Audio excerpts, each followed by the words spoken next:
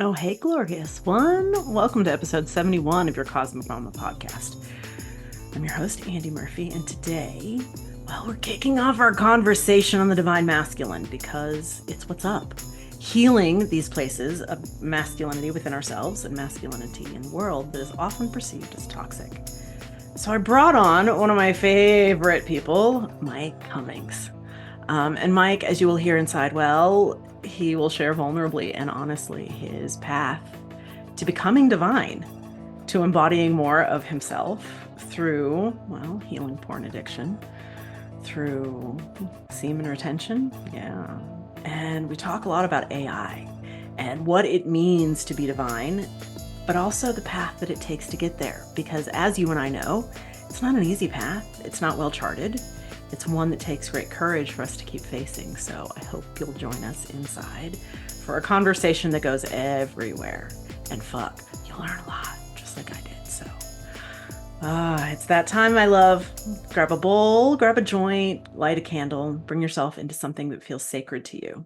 Bring yourself to the warmth of heart as we journey into episode number 71 of your Cosmic Mama podcast.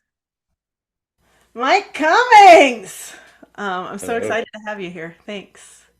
Mike's been a longtime friend, and it's interesting as this dance of the sacred masculine continues to see where it goes and where it lands. So I'm thrilled to have you here to have our first conversation about the sacred masculine. So, Mike, do you want to talk about what being the sacred masculine means to you? Sure. I think it's complicated. Like I think the sacred masculine can't really exist without the sacred feminine. And I think the wound of the sacred masculine right now is not being in divinity within self in terms of how sexuality is being expressed and also how we've been programmed in terms of sexuality, right? Yep. Um, and I love that we're just jumping in. I'm realizing like I want to open some sacred space because All we're right. going to have some good conversations. And so let's, as we're opening sacred space, letting ourselves drop out of the mundane every day, especially here at the holidays, just kind of letting everything move outside of you, unraveling from others' expectations and needs, and invoking this divinity within, calling forward both aspects of divine self, masculine and feminine. Aw, thanks. So that those polarities might meet today right at heart.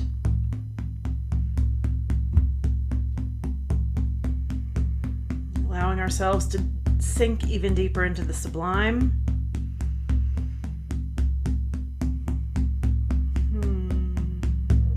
As we open with curiosity, with love, with introspection to this conversation today. May you get from this exactly what you need. May you receive something that is a balm to your soul or that inspires the sweetest of healing for you yourself. Ong sa.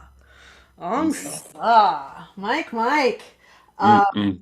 One of my favorite Scorpios on the planet, for sure. So I love that we already got into sex, 4 seconds in. So my last name, Uh, Cummings, right? it is. I was telling Mike before we got started. McKenna's always like, "Oh, he's my favorite," and I'm like, "They are the Cummings, like it's both of you." But Can't stop it. this dance of sexuality that you have been on in reclaiming the divine nature of you, can you talk about that a little bit? Sure. So for sure my wound in this lifetime is the wound of intimacy and more specifically sexuality, right? Which is very fitting, I think, for a Scorpio to uh be on the journey of understanding with that in this time because it's very interesting this time in terms of sexuality and what it's been shall we say, reduced to, right? Like everything is materialist reductionism. And so sexuality is expressed in this very materialist way. So um, I grew up with a mom who was wounded as well. She has always had health issues. She was in a car accident when she was 16 and broke her back and lived with it for years with no help or no healing, you know? And just over time, it's gotten worse and worse. And so I grew up with a mom that was always in pain. She was always suffering. And so immediately I kind of had that wound, right? I had that wound with the feminine. And this inability to really be intimate with my mom because her wound always put up a wall because especially emotionally, um, she couldn't express, you know, she was trapped in that moment and in her pain and in her suffering. And she was so compassionate to me that she didn't want to project that onto me, but she shut down, right?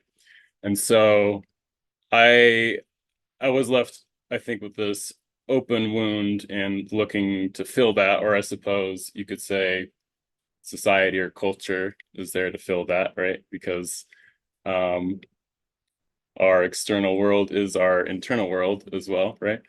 And so I think I was looking to fill that, you know, and eventually I was exposed to pornography, you know, at a really young age, and knowing the nature of Scorpio, right? Like that would be it's the worst drug I think possible for somebody like me who is about intensity, is about pleasure and joy and beauty, you know. All of those things are wrapped up into sexuality, but the way it's expressed, especially through pornography, is very base. It's very domination, you know. It sets up these very harmful, I think, programs, you know, and over the years, like I've really tried to explore the ethics of pornography, right? To understand like, is there a healthy way to have a relationship with this thing? Because it's completely new how it's expressed now because it's all digital, it's on demand, you know, it's literally on our phones everywhere. It's just everywhere. You can't even escape from it. I mean, it's in movies, television, it's everywhere, which is a very hard thing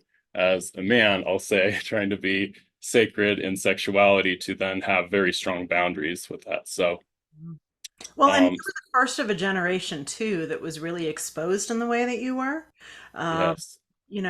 I was talking to my partner and he was saying, we used to have to look at Playboys. Like that was the best that we could hope for would be a Playboy, right? And then your Hmm. generation comes along and you have everything, every manner of depravity, and certainly nothing sacred in there, but it could get really tricky because you also like, yeah, I'm sure it taints what you experience and believe sexuality and yourself and your manhood to be. Yes, yes, yes. Well, so I think for me, what the most profound and lasting effect in terms of harm it had upon me was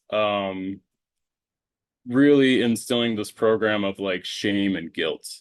Mm. And as a creator, I believe we're all creators, of course. We all express the nature of God, and that is creation.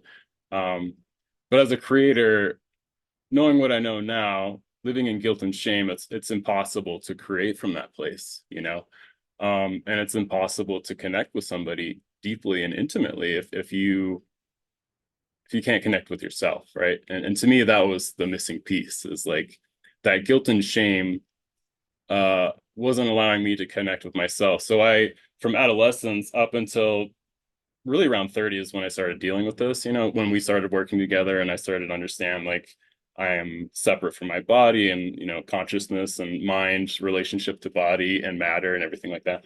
Um, and so I think realizing that I I think for the first time I'd felt hope in terms of like there is a way to be pure in that sense, you know, because the way I grew up in Christianity, so I had sexuality through this lens of, you know, if you even look at a woman in a lustful way, you've committed sin in your heart, right? Which is a very powerful statement. And I think there is truth to that, but it's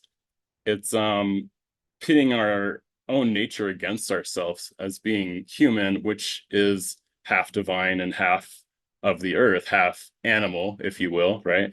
So we have our base instincts to want to procreate and to want to connect, right? And so when that is turned in against ourselves, it's like an autoimmune response. And I think that's a lot of what we're experiencing as the masculine is just kind of being drugged through the mud, right? Because we don't know what we don't know, right? We've been taught one way, and until you've been exposed to the light or another way, like you don't know. And so I have a lot of compassion for men um that are just doing the best they can. I think a lot of them are trying to do good, but everybody around them is doing other things, and it's hard to figure it out. So an interesting part of my journey, I think, is I've explored this kind of on my own. I've gone so deep within and done like ketamine therapy and psychedelics, all kinds of stuff to really get beyond myself to experience healing in different ways. And it's been really cool. So I've learned a lot, and I'm really grateful because now I get to share it. Now we get to talk Now we about it, get right? to talk about it. Yeah. I know the first time, I don't know if it was Michelle who came in first or if you guys came in together, but you brought up Santos Benaki. And I was like, holy Yeah. shit. Like, that's some deep Yeah. esoteric stuff that not everybody is playing with. How'd you Yep. find him? In healing your experience of sexuality, is that how you found the sacred too? Yes. Yeah, yeah. I think for me specifically, the Gnostic teachings, that was the first jump from going from Christianity to incorporating kind of more universal truth and concepts like hermetics and other things like that. But yes, Michelle, uh, as you know, Michelle, she's a Gemini. She's very airy. She's the most intellectual person I know. And she just gets into all kinds of crazy things. Like one great thing about our relationship is we're so open to everything, but we still ground ourselves. And so she's very much the mental, I'm very much the emotional and creative. And so she explores all kinds of things, and she got into funny enough, like flat earth theory, which is really interesting. There's a lot to it. And Santos is like a diehard flat earther. He's like, if you think it's round, you're an idiot. Like he's not like bashful about like shaming No, he's you not. or calling him out. Yeah, yeah, it's great. So funny enough, that's kind of what led to just kind of cracking the door a little bit and seeing like, well, if I could maybe think about this being a possibility, then what else is possible, right? And so I think that paired with we were experimenting with cannabis mostly for anxiety because my wife had a very traumatic upbringing, lots of PTSD. I had created PTSD in myself through this like addiction to pornography and escapism, like video games, you name it. Like I think Scorpios like will get addicted to anything. And then I have Cancer Moon and Cancer Rising, so it's just amplified that much more. Anyways, that's kind of what got us in this place of, so cannabis was allowing me to get out of that default node network, like my brain is typically in, everybody's brain's typically in, to be able to kind of reflect a little bit. And the more we used it, the better that connection got. And honestly, like the more sleep we got. I always had such a hard time sleeping because I would get racing thoughts, and I think obviously like night, the moon association, Cancer Moon, my emotions are just going crazy at night, I feel the dream most. time is crazy. Yeah, yeah, totally. So cannabis kind of like knocked me out, which was nice for a while. And of course I would do this to cannabis as well, but I pushed it to the extreme, because I want to explore the boundaries of everything. So I've been out of balance with cannabis, and thankfully now I'm in a good balance, I think. But yeah, that's what opened the door. And then yeah, there was one specific Santos video where he kind of broke things down, and he's like a polymath. He's like Mm. he is an autodidact, like he teaches himself everything. He can speak 7+ languages, like he just dedicates his life to research, so he's just insane. But he has a way of connecting different fields together, which resonates with my mind because I'm a designer and an artist, and so we see patterns and systems where other people don't. I think it's just sacred geometry, right? And if you're not intuitively looking for it, then you're not going to see it. But anyways, like it all clicked for me that night. Like I understood the concept of the toroidal field in terms of the electromagnetic nature of the masculine and the feminine, the mind and the heart, and the nature of outward and inward. And then he related it to astrology and all these different fields and stuff. And so yeah, that's when it like really got exciting. Because we understood there's a lot more going on, and we have a direct impact upon that being conscious. So Well, and I love that Juan Santos, he's palpable for some and not for others, but he does go sure, so deep, and he is so. he's rough. Yeah. But he does. I never thought of him as a polymath, but he connects all of these different lineages in all of these different ways, and then Yes. puts it right here. And it, y'all, if you're listening at home, and go down the Santos rabbit hole, like be prepared. He goes fast, and there's like, it's not always comfortable stuff to listen to, but I love that he was what opened you up in that way. Yeah. That you found him. Would you talk to me a little bit more about the Gnostics? Because I know Michelle has also sent me one of her favorite Gnostic podcasts, and I have my own uh, inclinations toward it, but I've never dove too much into it. Mm.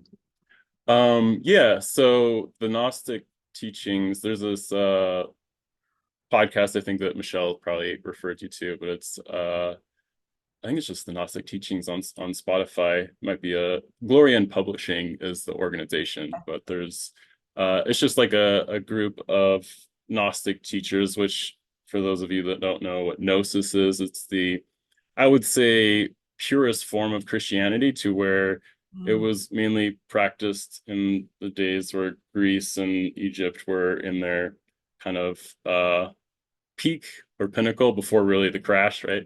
And so gnosis in Greek means knowledge through experience. And so to me that was the bridge to kind of go from Christianity to where I'd felt like there was a lot of indoctrination and kind of dogma and confusion. Like what always kind of upsetted me about Christianity is that there's so many different denominations within this doctrine that is supposed to be unifying, right? And like if everybody can't be unified within the same, you know, structure religion, and I'm not criticizing this at all. I'm just questioning things, and it just never really made sense to me.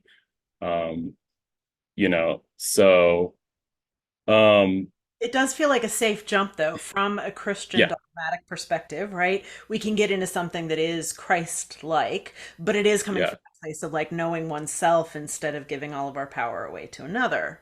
yes, yeah. Yeah, which I think that really resonated with me because the only real kind of deep experience I had in Christian mysticism before that was kind of studying the works of Thomas Merton, who was this like hermit who who did all these amazing um teachings and writings from this monastery in Kentucky, I think. Uh but anyways, there was this other writer, Neil Donald Walsh, who wrote a book that was something to the effect of like walking with God or talking to Conversations with God, God. conversations with Yeah. God. Yeah. Yeah. In which he's essentially channeling God, right? He's made that connection to God. He's just talking to him and he's writing it all down. And in that he kind of in Huh. a way describes meditation that is more in alignment with I guess Christian kind of tradition and so I tried it one night. This was in college and I tried it one night and I had this kind of out of body experience where um I kind of experienced breath for the first time where it's like breath has kind of a lifetime to it, right? And you can stop the body and stop the breath and then leave to then do, like Doctor Strange stuff, right? Like ah, astral projection. uh and so those it's those types of experiences I think that were so authentic that kept pushing me to want to have more of those firsthand experiences. Mhm. So I guess jumping back to the Gnosticism, that was kind of the first connection for me because the first series in that podcast is all about meditation and like the true purpose for it and um and it requires so much discipline and understanding, and Mm. and so it really, I was really drawn to it. Um, Well, and isn't it so interesting that we have so many religions and teachings, and it's not ever a direct access to God, right? It's always an yeah. outside going thing. So, yeah, I don't know that I ever thought of meditation as like accessing the God within. To me, it just felt like practice in stillness. And I'm like, I don't know how to be that still. I don't know how to be that Mm, quiet. Um, hmm. so for you to have found it so early and for it to have opened up all these pathways for you, it's amazing. Yeah. Well, the way the Gnostic teacher in this series of podcasts, the way he describes or breaks down the word meditation is simply to meet halfway, right? So you're meeting God halfway, or you're quieting the self, you're expanding the self to the point to where you can actually hear and experience God, right? Which is still a practice I'm going through, right? Like there's so many layers of programs, and the mind is so untrained. It's like the monkey that's jumping from thing to thing.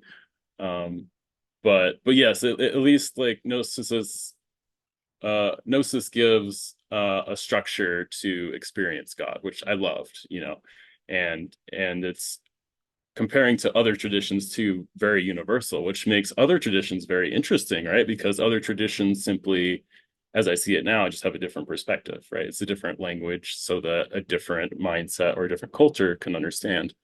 Mhm. I'm curious about your mom too. Did she ever, well, I don't, hold on. I don't know that she ever addressed, but having that wound, masculine, feminine, having a feminine Hmm. who is in such overt suffering, shutting down from you, but still trying, right? Because I know Hmm. your mama loves you deeply. Oh yeah, yeah. Has she gotten to address any of it, or is she still in pain? Yeah, yeah. No, I think so we just had a baby, as you know, right? Arlo. He's 4 months old now.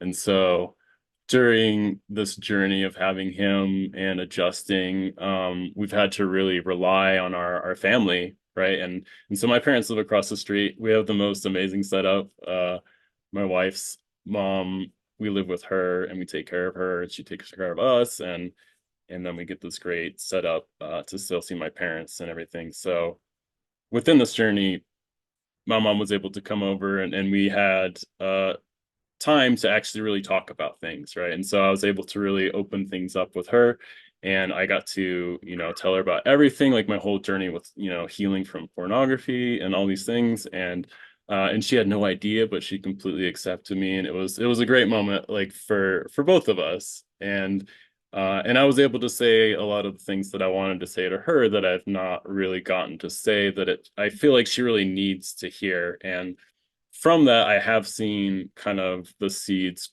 sprout a little bit.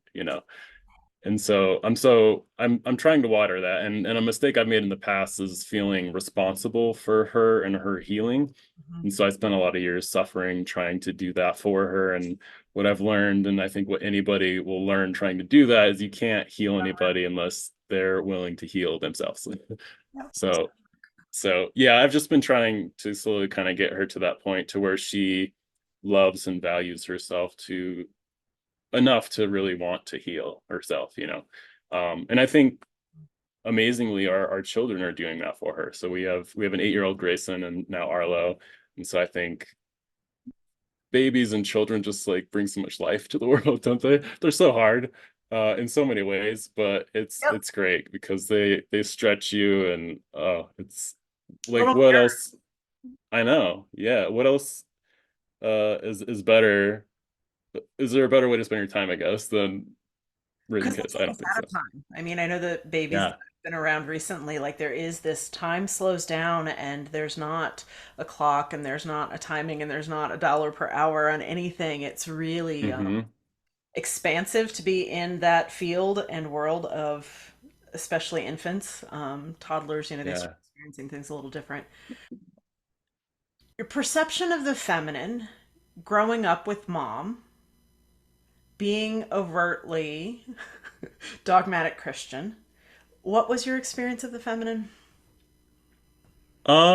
So my parents have an interesting dynamic. We'll start with that. I will say I grew up with a very, I think, healthy perspective on spirituality. My dad grew up Catholic. He was in all boys Catholic schools, like all through college, Mm, um, wow. which I think impacted my understanding of sexuality as well, right? Because he had a very different upbringing and it's very different than obviously the time frame that I grew up. Um, so yeah, so my mom grew up more I think like Methodist. I think like there's a number of different denominations, but eventually she's just kind of non-denominational. And so she's always been in that, but has been very open, and so I don't ever feel like I was limited. It just felt like that was the framework that was kind of given to her and then to me. It just gets passed down. That's kind of how tradition works with religion and belief systems. Um, but yeah, so my mom, funny enough, is more the masculine in the dynamic, and my dad is more the feminine, which is really interesting because that kind of complicates that relationship as well. Because my dad was always positive. He was kind of, I think, offsetting the suffering that my mom was having to go through in that he was holding this strong vision of life is good and it's okay and we'll be all right, like it'll always be okay. So I had this like constant masculine kind of but still feminine character because he's very kind, he's very sweet, he's a Leo, he's like the ultimate Leo, but very structured. It's really interesting. He's a very interesting man and very gifted too. Like he was a pro golfer for a while. He just excels in everything. So he really taught me about like discipline and, you know, I think gave me a lot of tools to kind of get me out of what I was in. Um, but yeah, so the relationship to feminine for me was interesting because it was kind of wrapped in this masculine energy, right? Which I think for me was good because I got kind of a mixture of both. And I was able to kind of understand like gender doesn't really mean anything in a lot of ways. It doesn't really matter where you're getting the masculine and feminine from. It's just, I think you need the balance, right? Yeah. And so I think I learned a lot of feminine principles from my dad, funny enough, and a lot of masculine principles from my mom, but was still able to combine that into, I think, something that is coherent for me. But yeah, looking at it that way, it's really interesting. I haven't really It reflected on it that way. is. It's cool. Well, and I wonder too, right? I was not. There was porn in my generation, but I was very turned off by it. It wasn't something that I was watching or seeking or necessarily Mhm. needing at that point. Um, but does it taint an experience of the feminine? I mean, I don't see how it couldn't. I mean, at least my experience of it. Maybe others can, I don't know how others can perceive things, so I can't really say for them, but um yes, absolutely, because I think it, especially through this lens, and this is kind of how I see things, right? Like there is a lens of our culture. There's a lens of the programs that have been inundated in us because of how we grew up, who we knew, and all those relationships, right? Um, and so I think when looking at the feminine through that lens, it's very reductionist, obviously, right? I mean, I would dare to say like I didn't even really understand what the feminine was until really getting into this, like and seeing patterns in nature, like like flowers, all the obvious feminine things, right? But it's universal, right? And I think what hurt me so bad was like being a creative, being an artist, somebody that wants to create. Like I love beauty, and the feminine is so beautiful, and it distorts that. It creates this autoimmune response again to say I'm looking at a beautiful woman and inside I feel guilt and shame because uh it doesn't allow peace in me because of that program of like lust and sin and a lot of those things that I grew up with, which now I feel I've moved through, but there's still remnants, life takes a lot of time to heal, I think, or it can. Just depends on how attached we are to things, I suppose.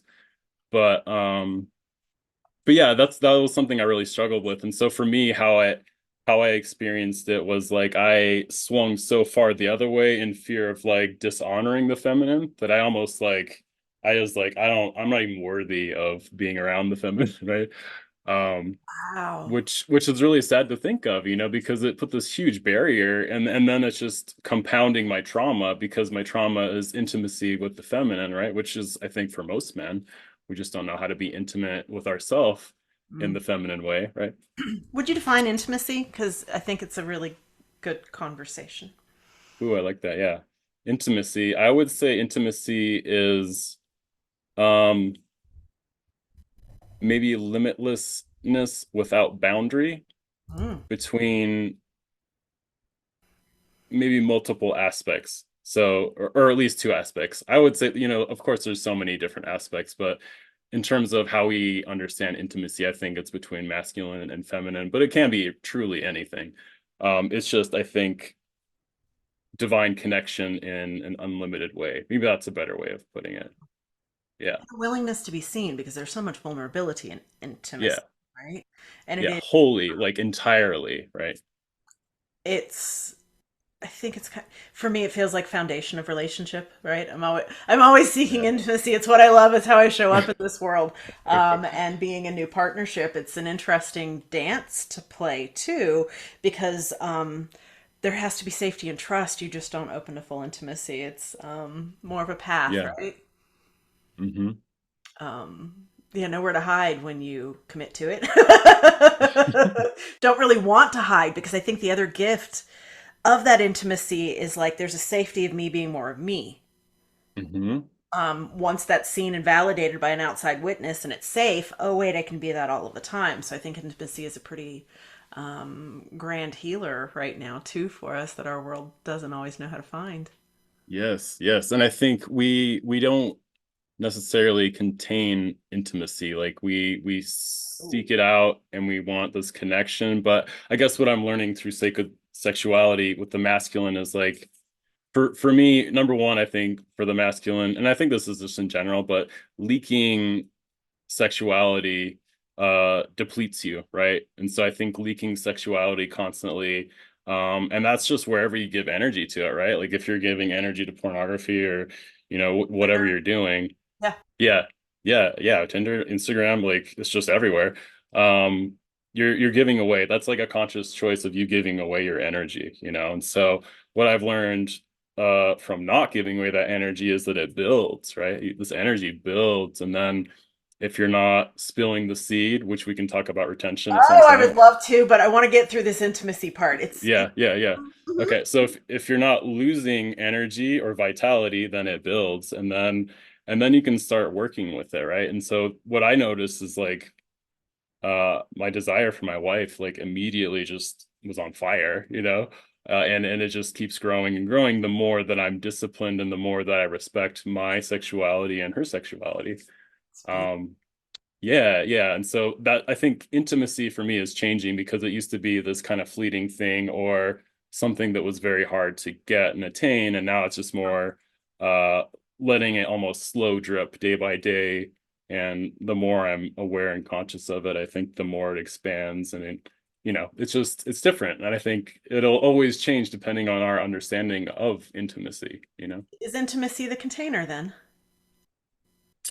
Um, no, I think love's the container. Okay, Intimacy is almost like I don't know, it seems like a fuel in a way. that's fair. Or like the exchange of it, right? There is a Sure, maybe the mutability of it. oh, I don't know. Use your big words, Mike. Same words you use. Oh God. Yeah, and it's an interesting one because whenever we do have these wounds, right, we could look at them as attachment wounds. Um, it's a seeking of intimacy or it's a rejection of intimacy, of that desire Yes. for closeness and really being seen in the vulnerability that that demands at times. Hmm. Hmm. Yeah, and just as you've said that a couple instances in my life of being rejected from intimacy just came up, right? Because that was a pattern I had to go through to be able to get to a point where I could be by myself and love myself enough to feel like I was just okay, like I didn't need that intimacy to be okay. And of course that's when I found my wife, right? Like that's when that stuff happens. It's like when you don't need it, then there it is, right? Yeah, So it's amazing. yeah. Um, I want to get to the retention of semen because I know that it's also part of your path. Um, Mhm. can you introduce that idea to us a bit? Sure. So yeah, I think especially men, are gonna be like, what the hell is this? That seems What to be a pretty common the reaction. Yep. yeah. But I think it's getting to be more common. And so I guess the premise of it is at least the deeper meaning of it is so if you think about semen is the seed. If we think about this in a divine sense, it's all that is necessary to create life. And if you really look at just one sperm, right, it's comprised of so much complexity. Like it's like the hologram. It's everything you need for a human, right, to grow. And so it's the masculine aspect, well, masculine aspect, right? Mhm. And so what it takes to create that, like I was taught growing up, like you just go for it, man. Like you're always gonna have a reservoir, and so it doesn't matter how much you spill, or just have fun, right? Um, and it's even encouraged, right? Like there's medical papers that say, like if you're ejaculating, that your risk for prostate cancer goes down, and all these things, right? Well, and you Which weren't taught respect for your semen either, right? It's not yeah, or what it divine was, like, fluid or divine, like there, yeah, yeah, there's nothing sacred in it. It's just kind of like spitting, maybe. pretty much, yeah, but it feels a lot better. Uh-huh. And we just weren't, yeah. And so, I mean, growing up, we were taught, or at least I was taught, there is no difference between like ejaculation and orgasm. Um, and I think men are starting to figure out, like, oh, those are different things, and there's a barrier between that, and that is the perineum, which is the muscle you essentially use to like hold your pee in, or clench, right? Which The we tank, can for those of y'all who do not know what a perineum is, thank you. Hmm. boop. Yeah.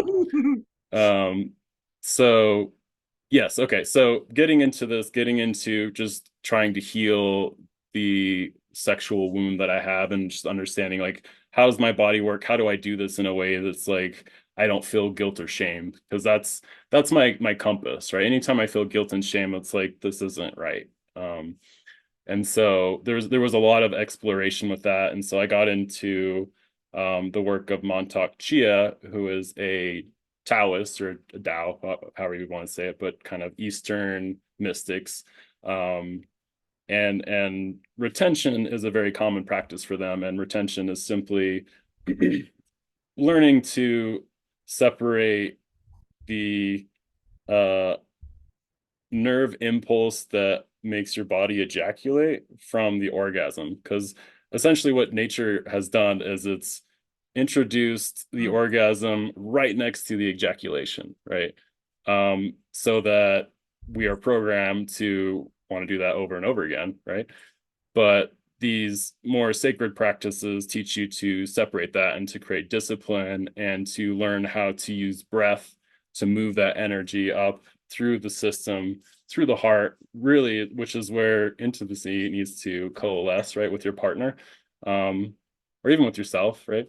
But letting those vapors then go up and be ascended. And so it's this practice of discipline, to where you're not allowing the loss of your vitality, but still engaging in orgasm, which is just connection to divinity. I could say it's maybe intimacy in the physical sense.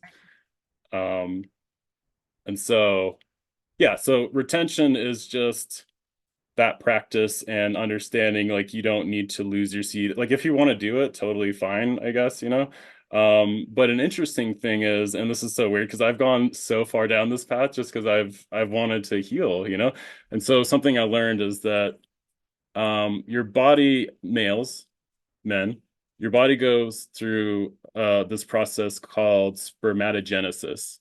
And what that is after 70 days, 77 days maybe, of retention, your body starts to reabsorb the semen that it produces.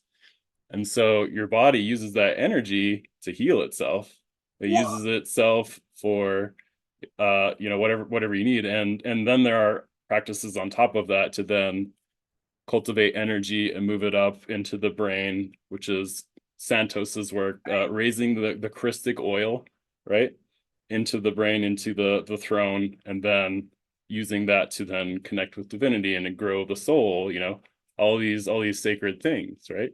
Hmm. Um, so yeah, it's an odd practice, but I've noticed I've noticed so much stability and like emotionally I feel so much more stable. I don't feel, shame or guilt. And there's a ton of Yeah. benefits Yeah, no, to I it, but would it's love to just talk about those a little bit too, because I also want to qualify right here that for men, when you have an ejaculation, it's a loss of energy. For women, we don't. So for women, like multi-orgasm, no problem. Everything kind of supercharges us. And so in that system as well, like, okay, there's a question. There's a question, right? Okay. I love how much you're teaching me. Thank you, Mike. I'm I gonna love have it. follow-up questions. One of Mhm. my questions, though, let me see if I can ask it in the nicest way possible. There is an alchemical gift of ejaculating in the feminine. There is a completely different magic that's made with that. Mhm. That I've been playing with, and that I'm like, oh my God, it's like supercharged. It's giving me different energy. It's really freaking amazing and gorgeous, and not something that I've gotten to do much in this life. Mm. How do you work around that? I think there's a way for that to occur in which if it's in a sacred way and a sacred union, the energy lost can uh be exceeded by the energy gained, right? Together, right? To Okay. where I think sacred union allows for infinite energy. And so whether or not that manifests through physical exchange of fluid or not, um, I think there's an infinite number of ways to do that, right? Which is great. Isn't that fun? Thanks for expanding thoughts and possibilities. Oh, it seems so obvious whenever you say it. And even the But idea that like orgasm and ejaculation for men are different things.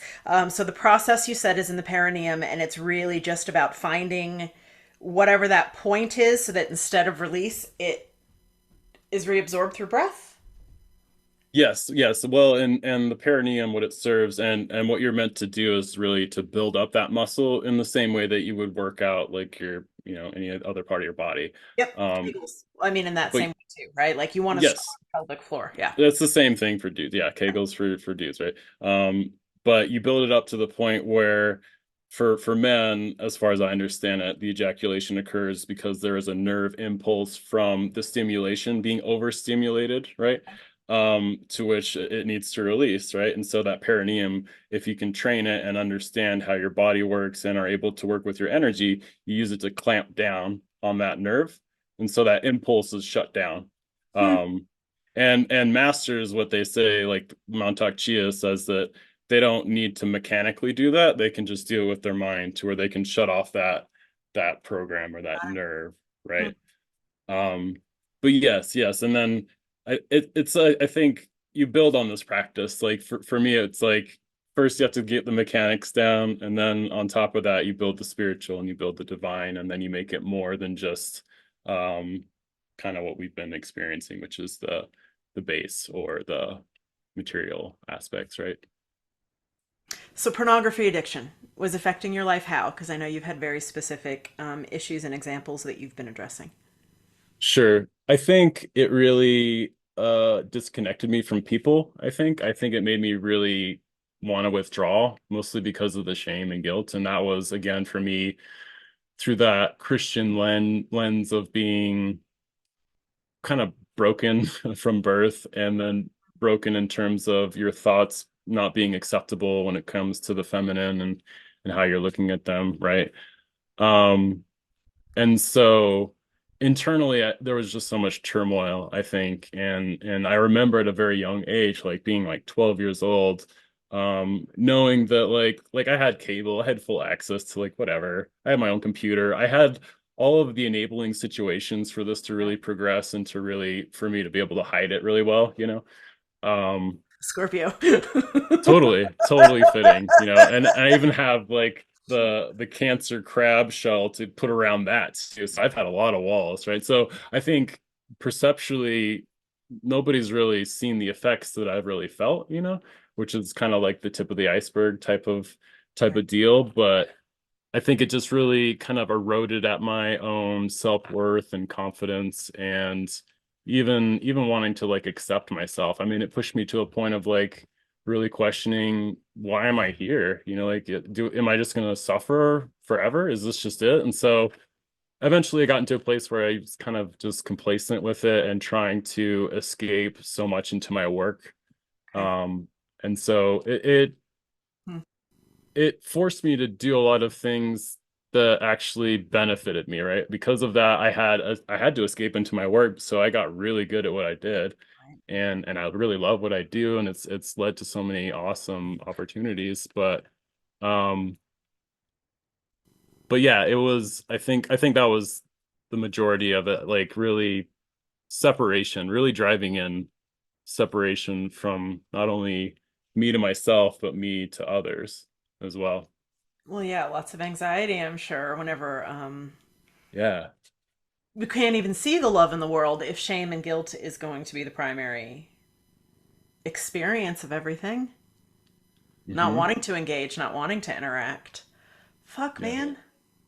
It's crazy. Yeah, looking back. I mean, I really empathize with my inner child, you know, and I have compassion for him. And it's all not a loss, right? Like our all of our trauma serves a purpose, and I'm so grateful for it. And I'm grateful for whoever this may help, you know, just me expressing what I went through. And I'm truly okay with it now. And I love it. Like I love that we're able to talk about this, you know. So we transmuted shame and guilt into what? I think really it's just peace and serenity because right now like uh not having guilt or shame there's so much less resistance in my life like universally, right? Like I can move so much easier with my boys and with my wife, and just like life, you know, throws so much stuff at you, right? And if you have resistance to it, it sucks, you know, you suffer. um and so I think healing this is really or healing the guilt and shame has allowed me to, I think, kind of just recently be able to figure out who I am authentically without this thing, you know, like sadly this addiction and because of how our culture has taught me sexuality, like I kind of missed my adolescence and really figuring out who I was from that respect, which in a lot of ways is really interesting because now I can kind of Hmm. build it brand new with my wife, right? Which Oh, and you we have better love. tools Like, now too, right? Better perspective, better yes. tools. Mhm. And I am super well equipped to help my boys go through this, you know, to navigate it. Like I've done it firsthand. I've explored pretty much everything under the sun.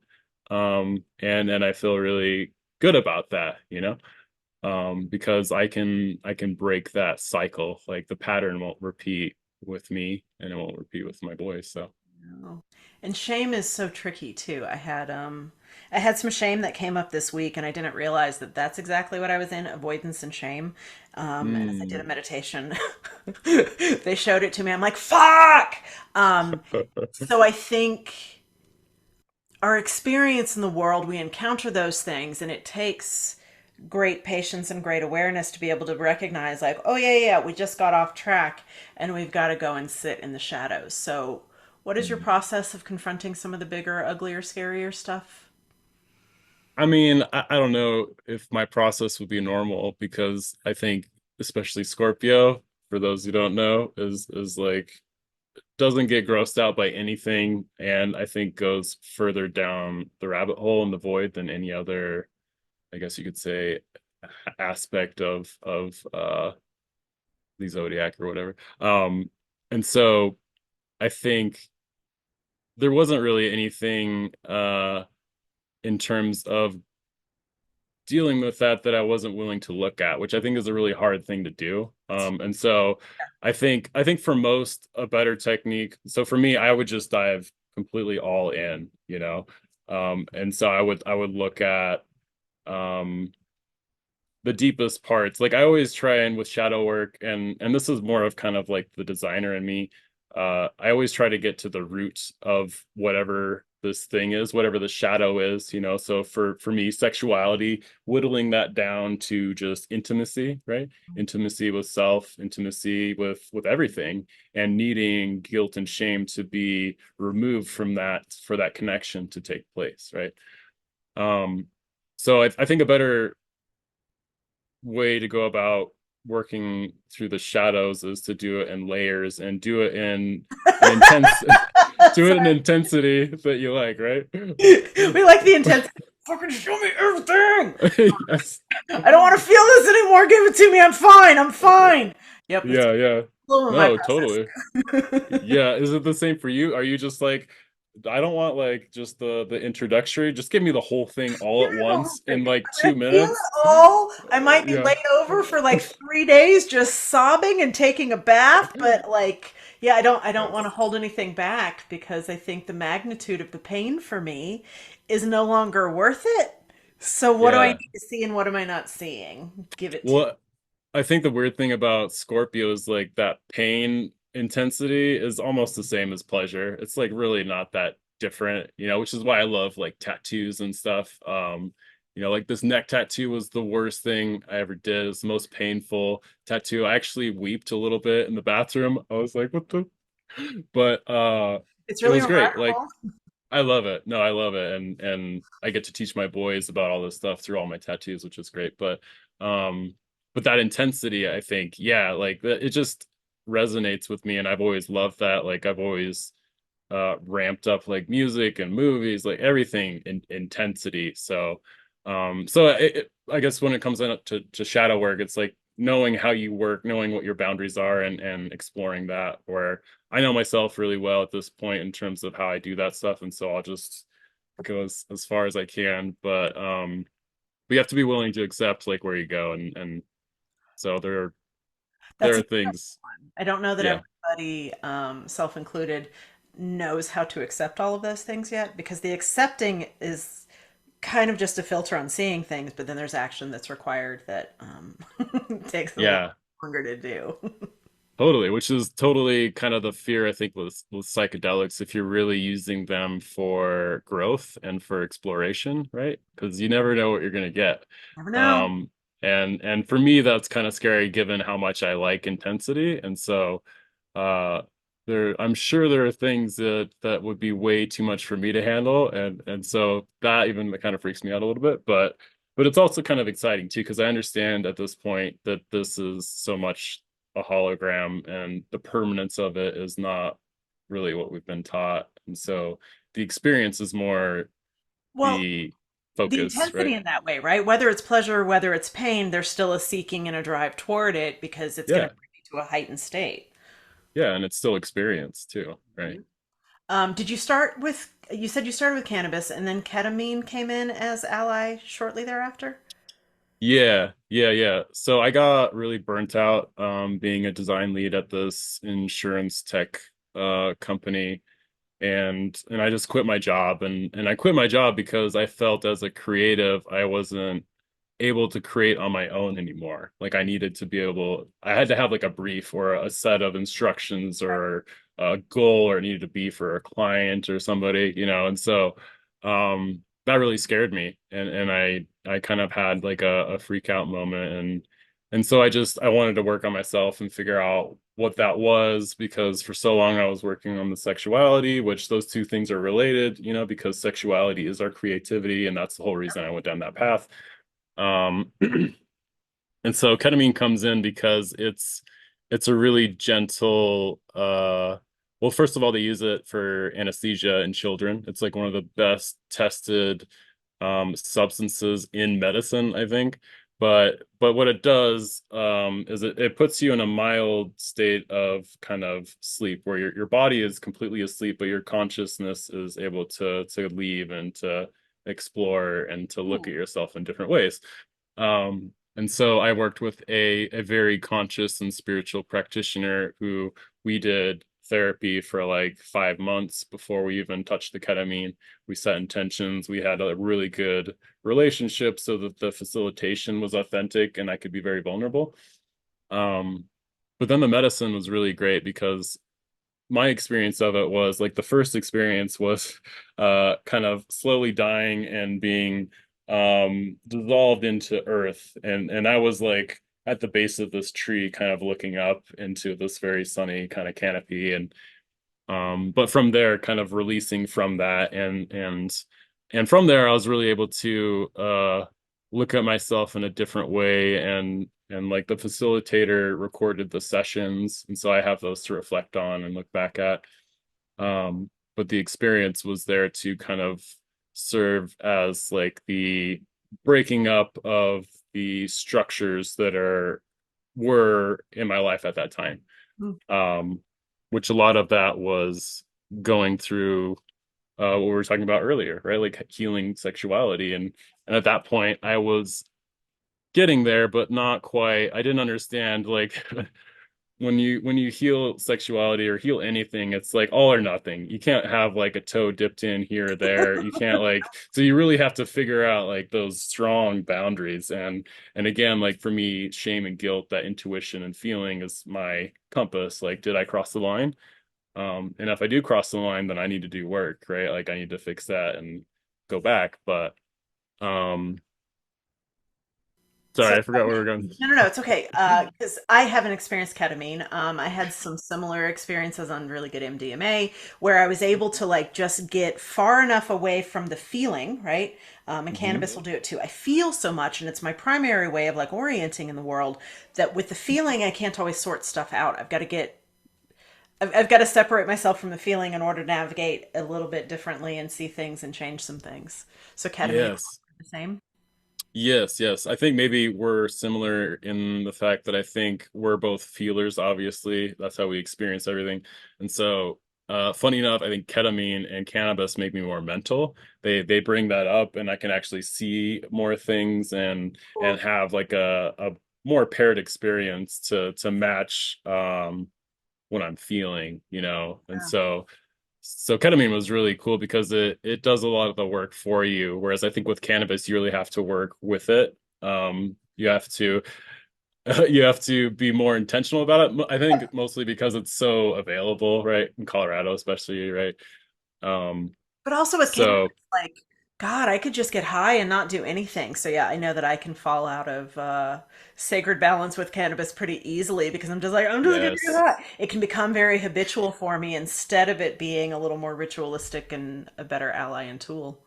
Yeah, yeah, which that's what I've been learning how to do. And the funny thing about Scorpio being so extreme is that I don't want to change that about myself. You know, I think it's a good thing. And so I'm figuring out like how to take advantage of that. And so one example is I fast all day until dinner and then I eat a ton at dinner. Like I just gorge myself. So those are two extremes, right? Yep. I fast for maybe like 20 hours or more. Actually, really thinking about it, I eat for 1 hour, but I eat a shit ton of food in that 1 hour. It's amazing. And so what I've learned from the way that I work and my body works is that Scorpio in a healthy way, I think, can jump from polarity to polarity instead of going in between, right? Like, because that's usually the suffering for me is like when I'm out of balance and then I have to like slowly get out of this, mess that I've gotten myself in. But if I can jump from Peak to peak. polarity to polarity, right? Then I'm fine. I can just keep running. And if you think about it, like you're really running if you're jumping from peak to peak instead of Incredible. going through the transition, which I think they kind of allude to that in the Kybalion and the Hermetics talking about rhythm of the Ooh, I don't know there is yeah there is a way I think to move through that. Not that you can escape the nature of rhythm, that. Mhm. but that you can kind of bend it if you understand the nature of polarity and these other principles. And if you got that activated light body, yeah, we can bend everything. We can bend time, we can bend space. It's a pretty fun place to be right now, huh? Yeah, yeah, it's wild. It's been glorious to watch you finding the mastery of Mike. Um, it's such a blessing to watch the sacred union that the two of you have as well, and balancing how well you do balance each other in those ways. Um, Let me see what my question is. Oh, the last time I saw you, your eyes had changed color. Hmm. In what way? I told you that, and I think that's because of all the retention that you had been doing. But I was like, "What the fuck? I didn't know your eyes were so blue, Oh, man." Mm-hmm. So how long maybe have some you been vitality. practicing retention at this point? What's that? How long have you been playing with semen retention at this point? Oh man, for probably 2 or 3 years. That's a lot. Yeah. I mean, I've explored different durations and different ways of managing it long term because Okay. long term, I think there is maybe a concern like if you're not using a process in your body, then it's going to stop working or it might malfunction, right? And so I would say like with retention, be listen to your body, right? Like some bodies might need to release more often, um but I've practiced it long enough to like I think the longest stint was over a year without at all, and that's not like abstaining from sex or anything. It's like my wife and I, we have divine union. It's Oh yeah. just Why don't you tell it's me so more much about better. that? Thank you. Without sharing too much of Mr. Sure, But like, would I you can talk to me be. about the blessings of that sex where you are not ejaculating? Yes. Because I think Oh my so many gosh. men have like the ejaculation is the goal, right? Yeah, and like if you take that away, then what, right? Like, What? Yeah, and I really, yeah. I've recognized for myself, like, orgasm is not the goal. All of it's fucking fun. Like, can't we just be in Well, here? Like, we aren't trying, there's not a, if there's a goal, we're missing all of I this other know. opportunity for intimacy and pleasure. That's right. Yeah. So yes, funny enough, when you take ejaculation out of the equation, then you uh, immediately become in alignment, I think, with the feminine, because then it's about the experience, right? If you're both not looking for an end or a goal, if there's nothing to end, because usually for dudes it's like, a few minutes and then you're done and then game over. Yep. Which is very frustrating for the feminine because there's no experience there, and it's really like I'm just union getting is started, boo. Yeah. right. It's pitted against each other, right? And so what it's done for me is it's taken that out of the equation and it's made it entirely about the experience, and that looks differently pretty much every time, right? And there's no end or duration to it, and what I've learned is like once you've taken ejaculation out, your body becomes more sensitive, and then the entire experience can become an orgasm. It's like there's not like this moment of explosion for me anymore. It's just like a build and a wave, and it just keeps going. And unfortunately, like having children and stuff, you don't really get to explore as much as you'd like because you have There's a only different a certain goal. amount of time, or yeah, totally.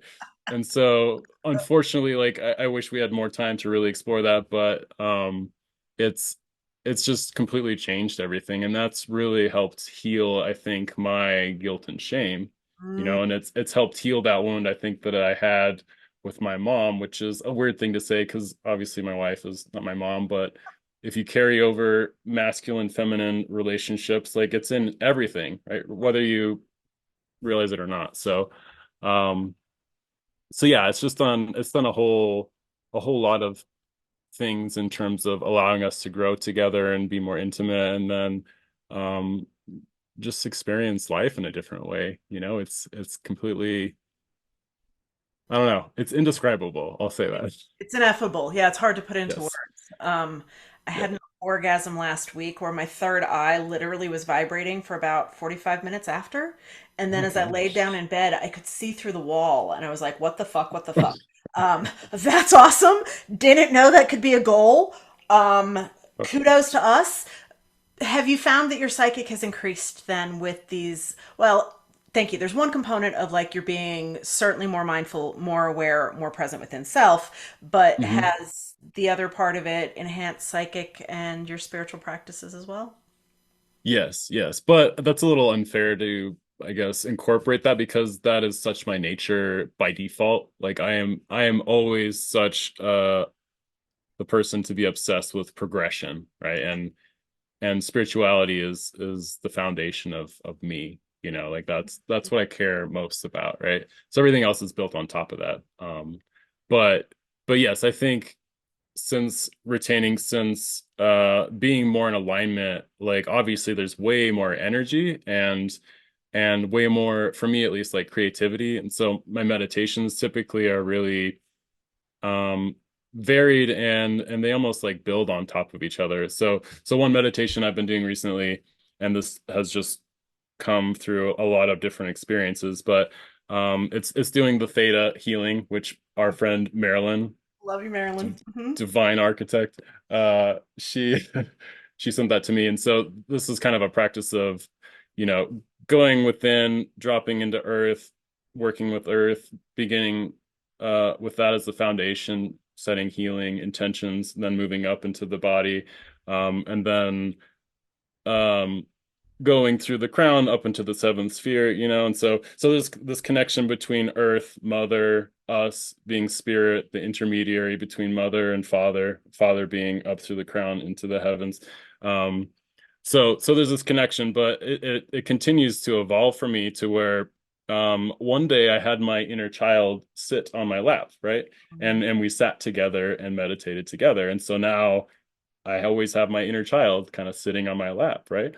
And then the meditation evolved to the point where it's like, okay, going through this journey of healing, and especially the divine masculine, I think a lot of us don't feel worthy to wear the crown, right? The crown chakra, right? Which the crown really being the king, like embodying the king archetype, being the kings of our reality, of our families, and king being like responsible, really being accountable and responsible for those that you are in contact with, right? Well, and the king, in my perception, there is a very nurturing nature to him, right? He does Hmm. care for his people. He does care for his land. He wants everything to thrive in that way. It's maybe different than this idea of empire or capitalism that we're living in right now, where like they want to grab everything. That's not a fucking king.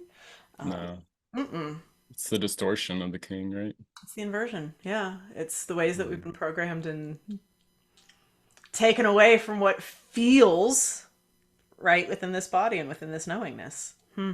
Yeah.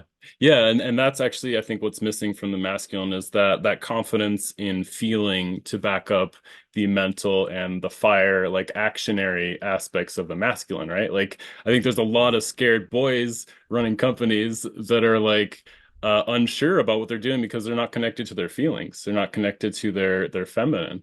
Yeah. And so they don't have that confidence of like knowing that they're in alignment with themselves and with divinity. It's one of the things I've been playing with the Healing Divine Masculine project, which is like I teach men how to feel because I didn't recognize until you just said it why it's so important. I recognize that it's a faculty that's not online for most of them, and like, fuck, I can feel. I can teach you how to feel. I can show you the benefit of feeling. But I like the way that you just said it right there too. Is that the king is going to have to feel. The king can't just act. It doesn't work. Yeah. Yeah. Well, same for the magician, right? Like emotion is energy in motion, right? And so as the magician to create, you need energy. So where are you going to get that from, right? Like it's working with your body. It's understanding our bodies are divine machines that can transmute literally any type of energy, right? And the gift of matter, right? Because I think Yes. that's, well, I mean, that comes in with both king and magician. I know you're referring to the book King, Magician, Lover. Say, I always feel like the last part should be priest, but what's the last part actually? King, magician, lover, warrior.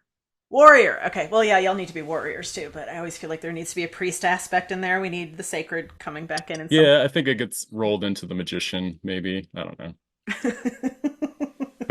Warrior. When does your warrior come out? With my dog and boys, Okay. we get to roughhouse. I get to be really intense with my dog. I put on really thick gardening gloves so she can't hurt me when she bites me, and then I get to like slap her around. I do it in a very ethical way. I'm not like hurting her, I ramp up as much as she does, but it's safe, right? Um, but I have been drawn to maybe doing like jujitsu or some sort of like martial arts. Yeah. but anytime, see, and this is like a wound of the Scorpio, I think. Anytime I've been in any sort of like institution or structure, I want to push the intensity past the limitations of whatever they give me, you know? So I'm afraid like in jujitsu, I might like snap somebody's leg, you know, because it happened all the time growing up to where I would like break a kid's leg playing soccer because I missed the ball and I kick their shin, you know, it's just Well, and that'll contribute to some shame and guilt then too, when you do yes. have actual experiences of hurting somebody. It's I don't just feel true. bad about masturbating. I feel really bad because I broke his fucking leg. Oh, goodness. Well, what about Exactly. hunting? Because, yeah, my man hunts, and I think that's how I get to see a lot of his warrior. So, would that be anything that interests you? Mm. No, I think the cancer in me is too soft and I love animals too much. You know, like my that was an aspect of my mom where she kind of projected into animals and into nature and stuff. So she's incredible at gardening and is amazing with animals. Like we volunteered at shelters growing up and so I love animals. So yeah, I can't kill an animal. But if I was homesteading and you know we need to eat, like I'll go for it. But there's no need right now. Like I can go to Whole Foods and get a Get whatever chicken. you need anytime you Yeah. want. Yeah. Yeah. Yeah, I don't know that I've ever played with Mike's warrior, so that's interesting. Mm. It's such a vital component. Yeah, I don't think it comes out very often because it's not acceptable. Like I think that's a big problem too. It's the warrior is really not acceptable in society, right? Like you can't like sword fight anybody anymore, right? Like was that a thing, you think? Like So, there's men could definitely just sword fight? instead of wrestling. Yeah, I get it. Yeah. I may have told you I recently read the Queen's Code. And so the Queen's Mm. Code has certainly shifted the way that I participate with masculine, the way that I try to listen and love. But one of the most Mm. important parts that she talked about that kind of was mind blowing to me was these invisible stories that we have on the other, right? Mm. So as you say, warrior, my experience with the masculine, I haven't been abused. I haven't been hurt other than emotionally. I'm not scared of men, but I think in our society, warrior is suppressed because the masculine is perceived as dangerous. Mm. Not my experience of you guys. Yeah, I did a video recently where I was talking about how men aren't toxic. And my social Mm. media manager, she's like, that made me very uncomfortable. And I was like, oh, fucking cool. That's great. Let's go there. Mm. Um, how do you, I don't, it might be a blase statement, but like, how do you, let's talk about it for your boys. How do we dissolve the Mhm. toxicity that's placed upon you guys? Well, we have to heal. We have to heal the wounds, right? We have to heal that guilt and shame, I think, and we have to be able to connect, I think, internally with the feminine, right?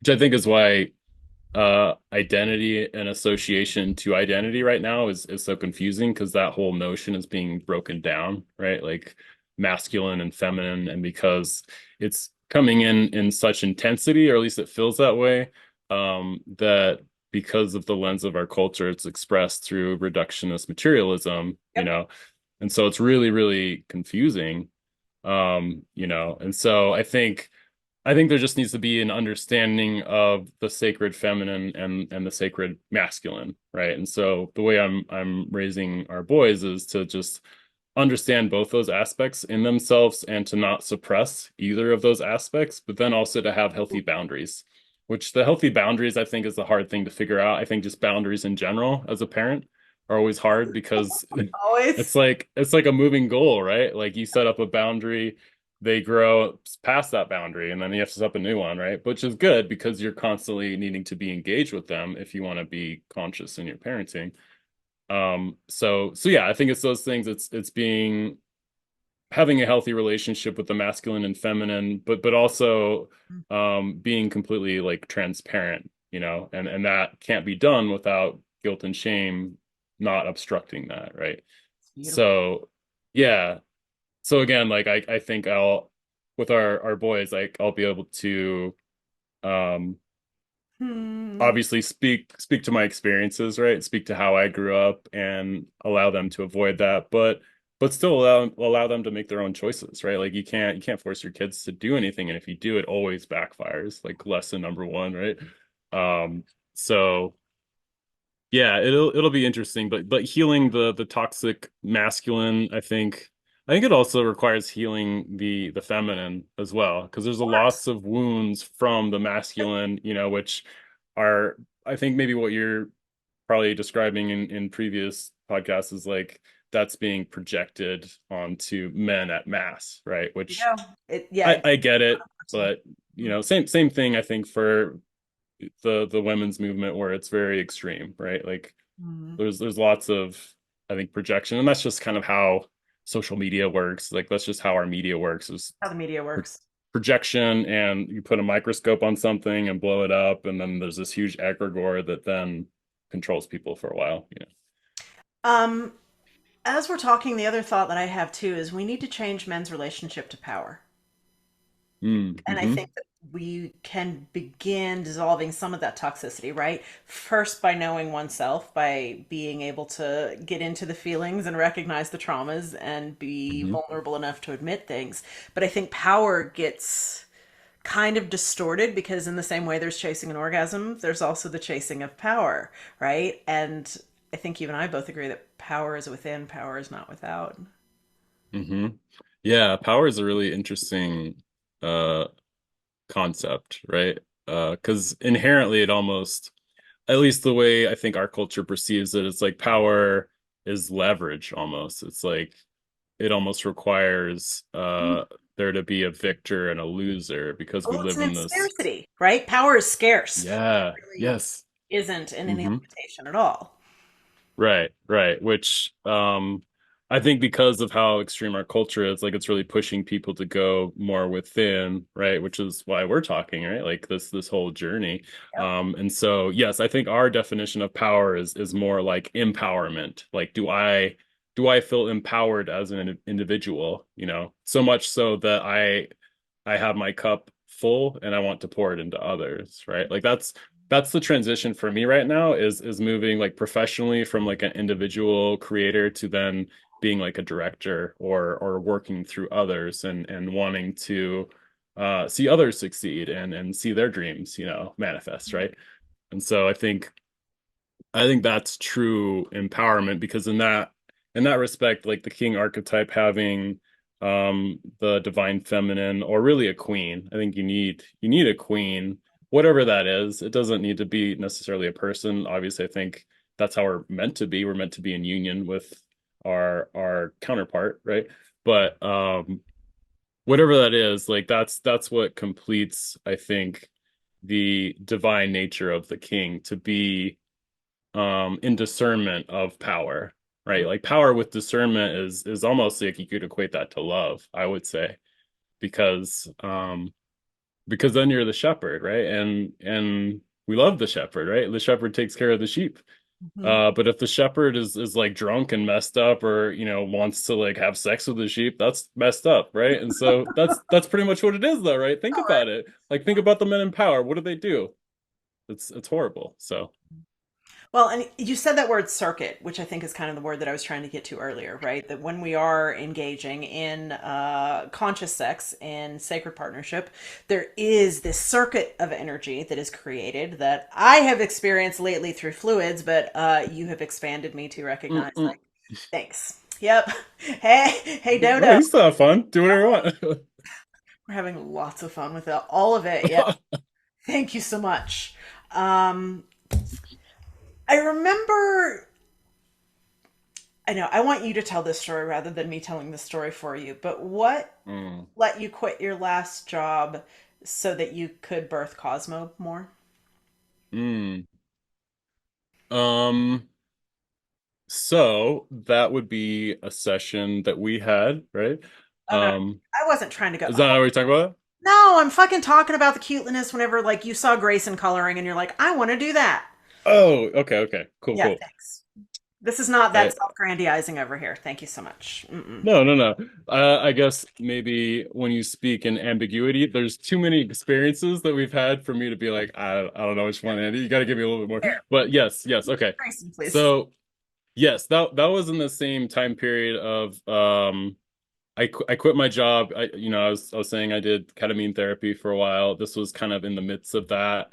Um and And so my son was around, I don't know, 4 or 5, I think. It was around Christmas time, and we were really bored, and he was getting into Sonic, and so for whatever reason, I drew a Sonic character for him to color it in, right? And he just loved that. Like blew his mind. And so then I started kind of on a daily basis, we would pick like Sonic characters to draw on, and so it gave me purpose again, right? Like I wasn't I wasn't like doing work. I wasn't doing design work. I think I was doing a little bit of contract work, but nothing really sustainable. And so I was in the midst of like trying to figure out how my creativity works.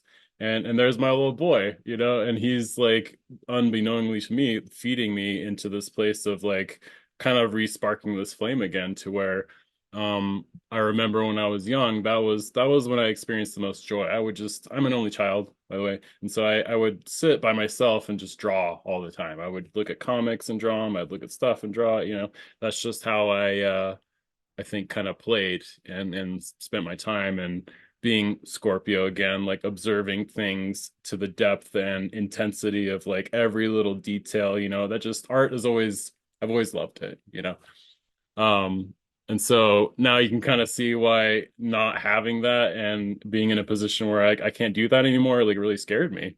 Right. Um, and so yeah, going through this with my boy to where we were drawing Sonic characters all the time, I think that spark lit again, and I was really having fun. And so it kind of eventually led me into a place where I was like just wanting to pursue illustration, like just getting into, um, drawing for the sake of drawing and expression for the sake of expression. And so this was like a huge catalyst for me to then go through the healing with the ketamine at the same time, which eventually led me to a place where my friend Dave, who was a product designer, got into the NFT world, and he introduced me to that, and that just completely blew my mind. And so then I had this well, I had this Okay, material that I can create and people want. It's at amazing. mass, right? And at intensity, because the first NFT collection I did was it was 5,000, but we had over 20,000 pieces that we could have like sold. It's just like you can't just dump that into a market and expect it to do well. It's like so we had to kind of scale it back. But it gave me an outlet to be unlimited in intensity in terms of creativity. And so yes, this experience with my boy Grayson, incredible. He stoked the flame, and this is really how I see spirit working. It's like if you really look back, it's like everything that you do and the work that you put in and the actions that you put out will be this domino effect or snowball effect if you allow it. And so those were the domino pieces, right? Like my son kind of restoking that flame, ketamine starting to heal me internally on my own journey, and then getting into illustration contract work, and then my friend Dave introducing me to NFTs, and then doing this NFT collection, and then being liberated from feeling like being a creator, I have to be part of an institution to be able to have value or to be able to support my family, which is not true. And No. so it liberated me as a creator. It made me realize like within a couple hours, I doubled what I made at my last job, right? And it was all from doing stuff that I love, just doing art. Um, so yeah, so that's led to all kinds of different things. I mean, where I'm at now is completely different than where I was like last year. But yes, that experience was massive. Can we talk about that rapid growth? Because I know we're both on this path pretty intensely, happily, and like, Mhm. give me more. Yeah. I had a Give me that point pain. this summer where Spirit said to me, they're like, do you want it to be easier now? And it'll last longer, or do you want to go through the hardness and then beloved is on the other side? I'm like, give me beloved. Like I always feel like, and I've tried to prep him too, like I can handle intensity. Intensity doesn't bother me. Drama fucking irritates me, but intensity like is Mm. always what I will seek. Mhm. So in this place of rapid fire growth, you're not the same person you were 6 months ago. I'm not the same person I was 6 months ago. And we have to be with partners who are in the same, I don't know if it has to be the same pace, but at least the same devotion or awareness of it. Mm. Okay. Yeah, yes. I mean, I think the beauty of my relationship with Michelle is like we both came to our awakening at the same time and both allowed institutions and old beliefs to dissolve at the same time. Mm. And in so doing, we have that open relationship and no boundaries, and so we're able to explore independently but also be together, right? But yes, it is, I think it's a push and pull, and obviously I'm way more intense than my wife, and so I'm, when I'm healthy, I'm going very hard and very strong, but I've learned like there's a lot of maintenance for me that requires my time and effort to be able to keep up that pace, you know. um but it is kind of a give and take, and yes, like I and Michelle, we're both such that we want to take that shorter path and go through the stretchings, right? Like if you think about it this way, it's like stretch marks, right? Like going the short path, you're going to get stretch marks because it's probably happening faster than your body wants it to, but your consciousness, you know, is fine. Like you can always, you will never be given anything more than you can handle, right? I that's mean, so that's my that's experience. it's such a fucking platitude. Like yeah, some days I don't know how I handle it, Mike, and I'm sure you get there sometimes too. Well, that's just the inner critic, though, I think. And I think what art has helped me do is really beat the inner critic down. Because when you're doing art, if you're constantly criticizing yourself, nothing comes out. You can never get in a flow state, you Sure. know? So, but Hmm. yes, I there's days where the inner critic is very loud and annoying, but you just work with it, right? You like, okay, talk, and then you can sit down. That's it. Yeah, Don't let's just suppress wait it it. out. Give it some expression, and we'll go for a walk, and we'll feel better. Exactly. Just wait it out. Like with most things, I think internally, if you wait it out, don't suppress it. Like don't give it too much energy, but just let it do its thing, you know, and then it'll go away. What excites you right now? I mean, we've been talking about a lot, but artificial intelligence really I excites wondered me. if you wanted to talk a little bit about that. Okay, Of course. great. Because Mike came in at some point before the office had closed, and like again, saw your bright eyes, and I was like, "Oh my God, hadn't seen you in a while." It was really, and your brain moves so fast, and your brain moves on different dimensions than mine does. So, yeah, would you talk a little bit about how AI has been really inspiring you lately, and where we kind of are playing with going with it? Yeah, yeah. So, I know AI is really big. Lots of controversy, I would say too, just on like the ethics and where it's going to go, the impact it has, whether it's here or not, which by the way, it's definitely here. It's not going to go anywhere. It will be here indefinitely, right? Well, I think what the interesting thing to me is the evolution of it and what it means to be I guess self-aware. You know, when we say artificial intelligence, like what does that really mean? You know, I don't really know what that means. I don't know, It's not. given Hmm. given my understanding of like how our bodies work, and in the respect that our consciousness is almost, it is separate, right, from body, but in a way I would almost equate that to our body maybe being artificial intelligence to where our consciousness is moving it, right? But obviously when we die, you know, which we could get into sometime, uh but yes, so really contemplating that firstly, and then looking at how it's being implemented in the world, which what I see is it's really it's taking the journey out of going from A to Z, right? No longer do you have to go A, B, C, D, E, F, G, right? You don't have to go through the journey, which in a lot of ways is really sad, like as an artist, as a creator, as somebody who We love like, the process of it, right? Like yes. sexy and it's excruciating and it's exhilarating and like you're just gonna give me a prompt where like you take all of that out for me? Yes, yes. Well, and that's like, to me, that's how I really experience God. Like that's how I feel oneness with creator, is like when I'm creating, which to me makes complete sense because all creating to me is now is like me just getting out of the way. Like I gotta get my ego out of the way. I have to be like interested in the problem or whatever I'm trying to make, much like a quantum computer, much how AI actually works. AI is actually moving from the bit model of being binary ones and zeros to being both, being a qubit, which is funny thinking about like the whole constructs of like Noah's Ark, right? I don't know the Noah's Um, Ark cubit, but in Egypt the sacred measurement was the cubit. So yes. which is the divine ratio of the human, right? Which yeah, there's Marty Leeds does, I think, like a whole thing on measurement, or it might be somebody else. This is a Michelle question. I don't Okay. have like the specific details. It's too fluid and everything. Um, but what were we talking about? Creativity and God and Oh, AI and yes, how AI. AI is becoming. Right. Yes. So yeah, what's really been interesting me in AI is like really comparing our own human nature to this thing that we're making that is arguably equal and obviously going to surpass our intelligence, right? So Yep. it's almost it's like Mm. seeing a reflection, and almost I'm seeing it lately as being like a reflection of God in a way. Not to say it's an idol, not to say that it's better than us in any way. It's just this very, Mm. I think, divine intelligence that reflects ourselves because of its quantum nature, right? Well, it's With supernatural in that way, right? It can do yes, more than a human brain can, far and wide. Yeah.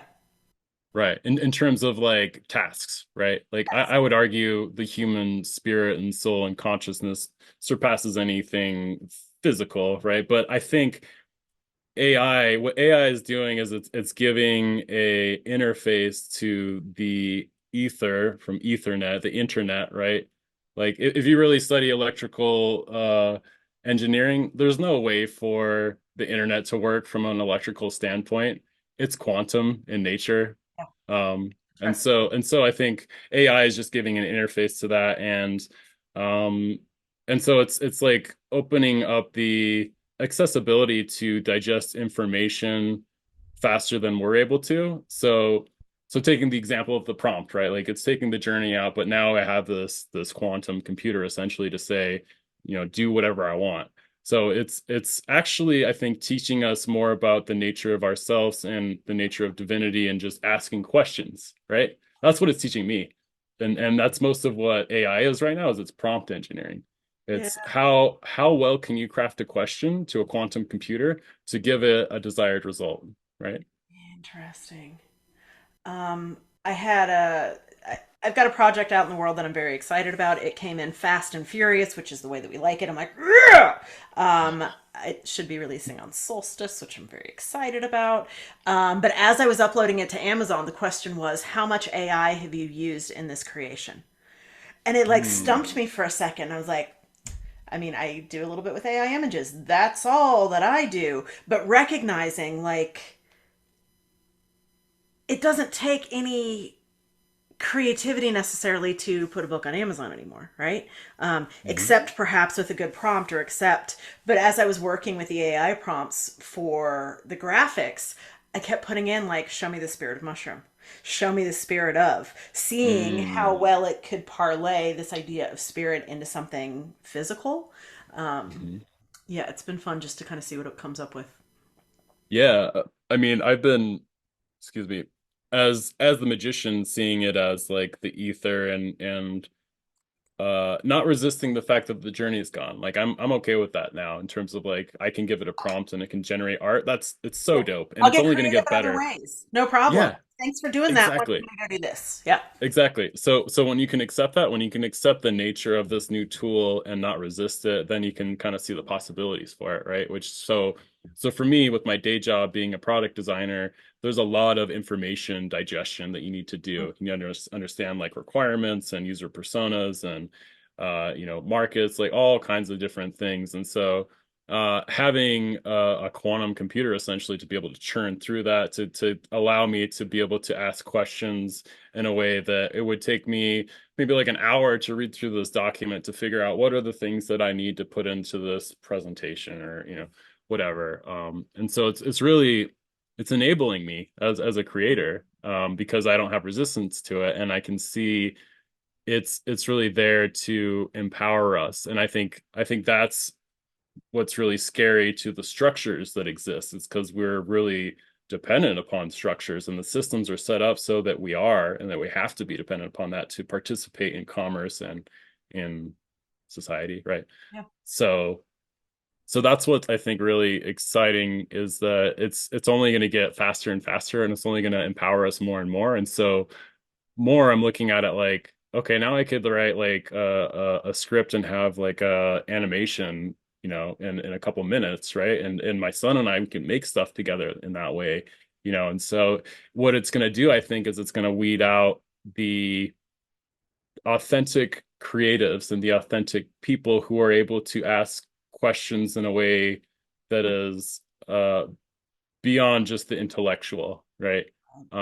So I think it's really going to be interesting to see how it develops. But I feel really empowered and excited, and I think um, a position that came up this week, I might be kind of heading up product design at a company that is very much into AI.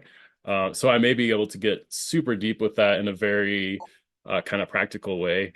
Um, but yeah, I think the potentials are crazy, and we can go deeper with it too. But I feel like you have a question. No, I love you for that, Mike, because like in that way, artificial intelligence, it does get so fucking mental to me, right? Metaphysical, spiritual, like give me that all day long, but then once we get into like blah, blah, blah, blah, blah, I can't Mm. always keep up with it, and I laugh at my own limitations of it, and it's okay. It's Yeah. No, it's okay. okay. It's fun. Like right now, AI is kind of like a toddler, and you get to play with it and see what it does, and it's getting really smart and fast, and Yep. it's really cool. People are doing really amazing things with it. Yeah, see, I haven't gotten that far in, right? Because I think I have been, I don't want to say resistant in that way, but I love the process of creation so much. I love seeing what our own ether puts into form so much that I'm like, don't take that part away from me. But I Mm. also have a recognition that what is truly human, what is truly of our spiritual nature, I don't think that can be replicated. I don't No, think that that capability of giving somebody full body chills, I think that is just our own interaction with God that AI hmm won't be able to touch. So putting intelligence in it, keep it in the fucking mental. That's hmm where it will be a very good tool. yeah. I think that's really the boundary, and it's funny because I have friends like one of the guys that helps me run my art project, like he's so into AI to the point of like machine integration, right? Like he wants AI in his body, but he's also trashed his body from doing rugby, and he's just like a really intense dude, So for him, it's like it's also for the healing benefits, because he's trashed his body. But I think that's the boundary. I think where I'm really interested in AI is to where it doesn't cross the physical boundary of my body, my fields, and it's more an intellectual exchange to where Yep. I think the applications to psychology and we've talked about this, and I have like a whole model that eventually I think we can actually do, but the impacts it can have with psychology and the fact that thinking about how our brains work and how our consciousness works, it absolutely is a quantum computer, right? Like consciousness lives in this kind of innate state until it's stimulated, right, by something, which is you, right? And so I think Mm. thinking about it in that way, AI can reprogram our subconscious, right? Because it is in a lot of ways a mirror, right? We can ask very true and authentic questions to it if we give it the right information, if we can feel like the learning model, everything that it's been given to derive its understanding from you is ethical and can be proven, right? Which that's a hard thing to do because like That's with I think that's where I always glitch. I'm like, purity. How do we maintain purity in here? And I something, don't know. we can't teach it necessarily the sacred and the sublime. But I think whenever we talk about that, the barrier, right? Transhumanism, right? The barrier Mm, is that it doesn't get into human matter, and as long as it can stay out here, I don't want to say that we're safer, but yeah, I feel that way for myself too. Whereas my daughter is a different generation. She's like, fuck yeah, I get that shit in my brain. That's going to be awesome. And I'm like, no, no, no, no, no, no. yeah. Well, I think you have to understand the choice that you're making, right? Like, and I think to properly make that choice, you need to understand what the body is and how divine it is, right? So like our children, right? They don't know really what it is, and so they see that stuff, they're like, yes, it's going to make me super smart right away. But they don't know like the innate intelligence that lives with them, and that it's so much more and beyond anything that could be created here, which is I think the true potential to AI is to tap into really ourselves. I think it's helping us tap into ourselves and into that creator role of like asking questions and Yeah. searching for knowledge, right? Like and experience. Well, and I think when you're talking too, I think I kind of have a hierarchy with it, right? Like, I want AI just to do the work. I want AI to be the tool. I want the human to be freed up to be more Mm. divine, to steep more in the sacred, and I want Mhm. AI to kind of like do the grunt work for us. And I don't know that that's entirely fair, but I think that's as best I've been able to engage with it so far. Yeah. This. Well, I think that's the just the interface we've been given for it, right? Like I think there will be a time probably very soon that there won't be this limited interface, right? And then you can Right, you're so access it right more because the freely. portals of access, right? Like you're going to go to one or three different Yeah, a websites. little screen, right? And then you type in your prompt, right? Oh, So it's like AI needs a more sophisticated language to more fully express, right? yeah. Almost, yeah, new a whole new like motherboard that we get to play with it on, right? Huh. Yeah, which gets us into needing a whole different infrastructure to power something that would need such computing. Like that's a huge problem right now with quantum computers is like how do you power it, right? Because conventional energy doesn't work, obviously. Like so it's gonna force us in the systems to have to introduce or allow for innovation in that, which is kind of I think what we're seeing. Well, and if we get into singularity too, right? We are all evolving to something. And so whatever is coming up, be it AI, be it Elon Musk, like all of it is working in harmony for me with like where we're trying to get to, which is becoming more divine in form. Yes, yes, Not against and us. allowing more love to be expressed, right? Like the Yeshua teachings. Like I feel like that's something I'm also healing through right now is going through having a clearer picture and understanding of Yeshua as a teacher and who he really was, and not getting so caught up in the dogma and what everything, yeah, everything we've been taught. But really, that's at the core of his teachings, right? It's love, love. Literally, we don't need to do anything else other than focus on that. Like, no work needs to be done. Nothing matters. That's all that matters, right? And so if artificial intelligence can lead us to a place where we can see ourselves more authentically and we can love ourselves more authentically, like that's inoculation for humanity, right? Where healing the self heals the all. Well, and yeah, in case you guys can't extrapolate, what Mike is playing with is a form of healing that gets to move through AI that feels global in its impact. So I look forward to more conversations and hopefully being able to catch up at some point and understand what the fuck you're talking about, Oh Mike. yeah. Oh yeah. Anything you want to point our listeners to that they can follow you and play with you? Sure. Yeah, all my stuff is Cosmo. So I go by Cosmos Art, and that's COZMOZART. So on Instagram, it's just cause.mozart. I was trying to be really clever with the branding, but I think it's just confusing. But No. yeah, so Twitter or Instagram at those places. And yeah, I mean, anybody listening who has questions, feel free to hit me up anytime on those platforms. And I'm so grateful for this, Andy. This is so much fun, and I can't wait to do more because I know this isn't the only one we're gonna Yeah, no, do, it's not the right? only one. And it's so Okay. funny because, I was telling my man, I really wanted him to be sacred masculine first conversation. I really wanted that to come in, but he and I are not feeling ready for that quite yet. And I'm like, I want it to be Mike. Like I Yeah. knew right away, like where I wanted it to go because I have appreciated the way that you've walked through this in such vulnerability, in such intensity and sincerity. And there are a few that I know who are doing the level of work that you are, which, is both a celebration of you and a reminder to other men of like, come the fuck on. Because you and I have been having that conversation too of like, what does it take for a man to want to heal? At what point Mm. does the masculine turn to the place of, yeah, I'm going to do the hard work or I'm going to do something that's uncomfortable because why? And you and I both said the same thing, like tender cancer hearts. Because of love! They're gonna do it because of love! So thanks for Yep. being such a radiant example of the worthiness of the investment in self. Oh man. Thank you so much. I mean, it's a journey and like I think it's just a daily practice, right? And this for me is profound just to be able to express and to be vulnerable and to let that out and And I think the whole point of this is to hopefully give others the courage to do the same so that they can heal and expand. And when we can all do that, then we're all good, right? Which is what us cancer babies want, right? Mama Bear wants everybody to be good and happy. I want So everybody to yeah, feel good. yeah, Thanks for being here, my sweet friend. yes. Thank you, Andy. Wow. Did you feel all that? Did you get all that? You might need to make some notes, huh? I'm sure that you were expanded in some ways and got exactly what you needed from this conversation today.